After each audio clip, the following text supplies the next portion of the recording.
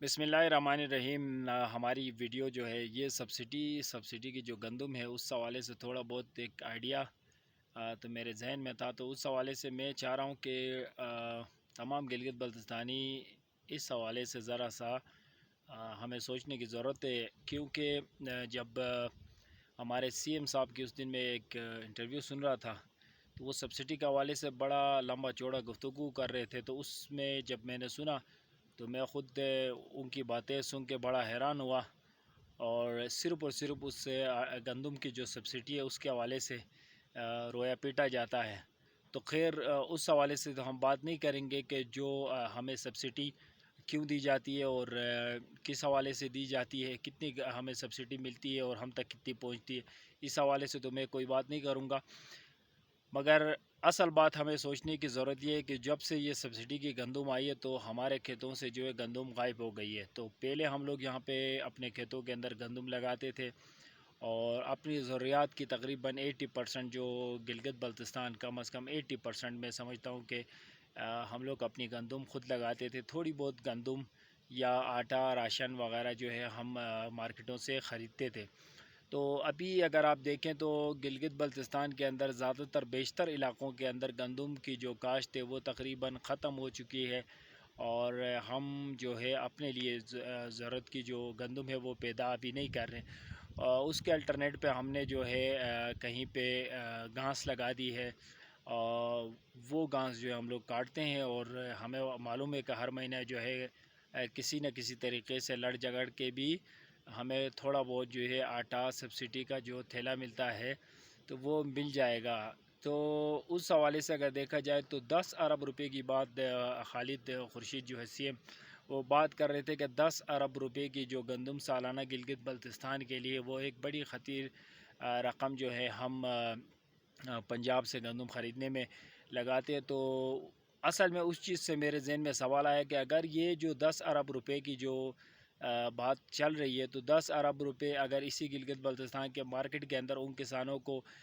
Subsidy کے طور پہ گندم جو کاشت کرے ان کو، یا اپنی گندم وہ خود پیدا کر سکے، سالانہ گندم کوئی خاندان گندم پیدا کرتی ہے، تو وہ گورنمنٹ کے ساتھ اگر رجسٹرڈ ہو جائے، رجسٹرڈ گورنمنٹ ایسا کوئی پالیسی بنائے کہ جس کے اندر اگر کوئی کہے کہ بھائی آپ کی گندم یا آپ کا آٹے کا سبسڈی اتنی بنتی ہے، اور اگر آپ اتنی گندم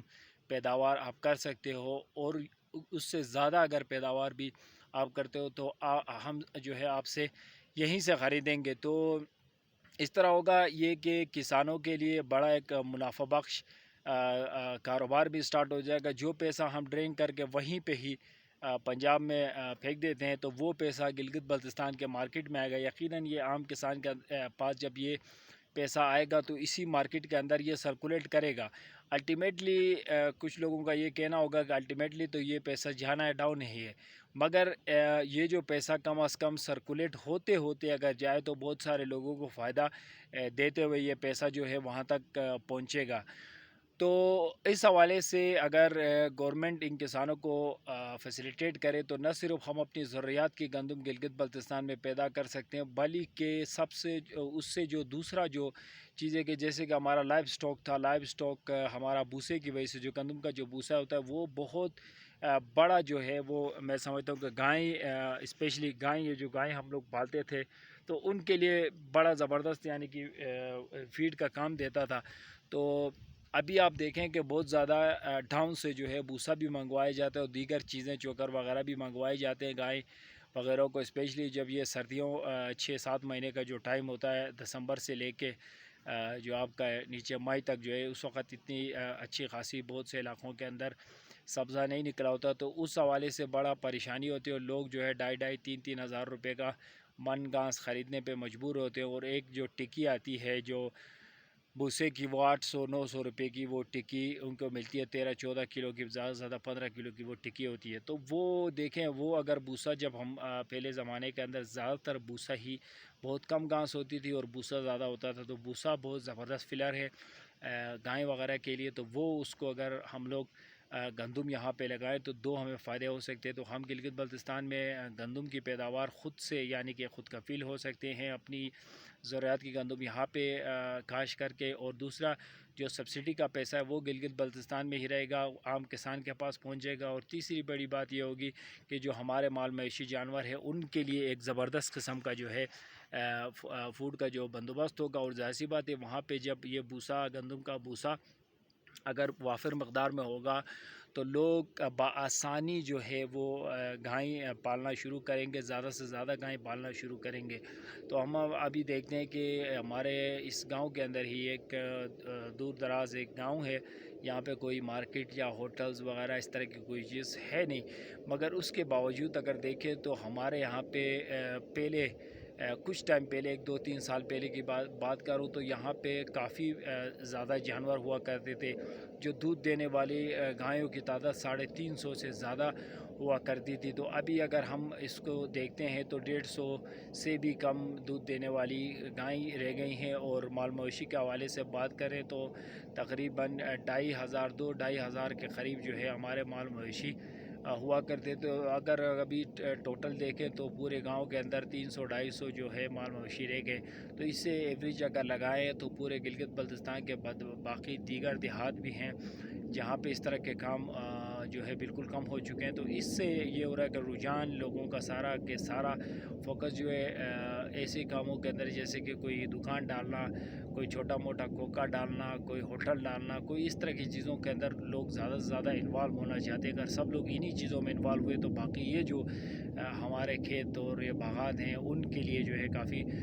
مشکلات کا سامنا کرنا پڑے گا۔ اور ساتھ یہ ہوگا کہ جتنا بھی ہم پیسہ کہیں سے بھی کما لیں، جب تک ہم اپنے ایگریکلچر کو اسٹرانگ نہ کریں تو ہم اپنا سارا جتنا بھی زر موازلہ ہے وہ سارا ہم ڈرین کریں گے دوسرے علاقوں کی طرف۔ تو یہ سوچنے کی ضرورت ہے، اگر حکومت گلگت بلتستان کے حوالے سے اگر تھوڑا بہت غور و خوض سے جو ہے اگر سوچے سمجھے، اور لوکل کسانوں کو، سب سے بڑی بات یہ ہے کہ کسانوں کو پاکستان میں بھی دیکھیں تو کسانوں کو جو ہے اتنے خاص توجہ دی نہیں جاتی ہے۔ جو انڈسٹری کے حوالے سے کوئی کہتا ہے کہ ہمارا شیئر 70% کما کے دیتا ہے، تو اس طرح کی باتیں لوگ کرتے ہیں، مگر در حقیقتاً یہ ہوتا ہے کہ جتنی بھی فیکٹریاں وغیرہ چلتی ہیں اس کا دار و مدار اسی زمین سے ہوتا ہے، اسی فیلڈ سے ہوتا ہے۔ یہاں سے جو بھی پروڈکٹ نکلے گی اسے فنیشنگ فائن کوالٹی یا مختلف پروڈکٹ بنانے کے لیے یہی کھیتی باڑی کا جو ہے سب سے